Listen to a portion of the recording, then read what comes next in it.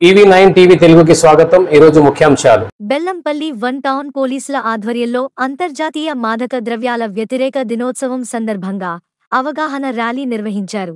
పట్టణంలోని one ground నుండి కాంట చౌరస్తా వరకు విద్యార్థులతో కలిసి ర్యాలీ నిర్వహించడం జరిగింది। ఈ కార్యక్రమంలో ముఖ్య అతిథిగా బెల్లంపల్లి ఏసీపీ రవికుమార్ పాల్గొన్నారు। ఈ సందర్భంగా ఆయన మాట్లాడుతూ యువత గంజాయి వంటి మత్తు పదార్థాలకు బానిసలు కావద్దని కోరారు। మత్తు పదార్థాల నిర్మూలనకే అవగాహన సదస్సులు నిర్వహించడం జరుగుతుందన్నారు। ఎవరైనా గంజాయి వంటి మత్తు పదార్థాలు సేవించినా, విక్రయాలు జరిపిన పోలీసులకు సమాచారం అందించాలన్నారు। అలాంటి వారిపై కఠిన చర్యలు తప్పవని ఏసీపీ హెచ్చరించారు।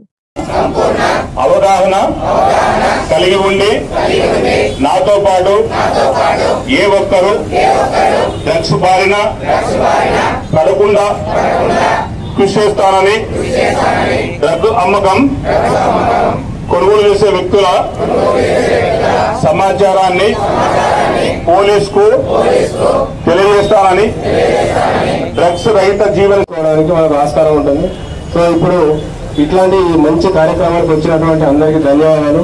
ఇప్పుడు మనం ఏం చేస్తామంటే ఈ ప్రతిజ్ఞ చేస్తాము, గంజాయి మేము తాగము, సమాచారం ఇస్తారు అంటే ఒక ప్రతిజ్ఞ బెల్లంపల్లి వన్ టౌన్ సిఐ గారు ఆ ప్రతిజ్ఞ అవుతారు। ప్రతి ఒక్కరు చేయి పైకి కాబట్టి ఆ ప్రతిజ్ఞ చదివాను, ఓకేనా?